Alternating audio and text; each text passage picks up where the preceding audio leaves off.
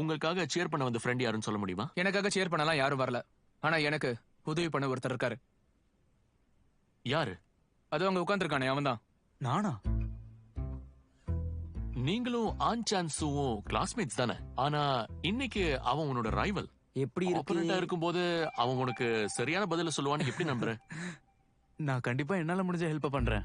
ஆப்போனண்ட்டுக்கு help பண்றது ஒரு பெரிய விஷயம் தான். அத பாராட்டியே ஆகணும். சரி, நம்ம ஆப்ஷன்ஸுக்கு போகலாம். ஹான் சான்சு, இன்னைக்கு மட்டும் நான் உன்னை தோக்கடிச்சிட்டானா உன் மூஞ்சில 10 தடவை குத்துவேன், சரியா? என்ன சொன்ன?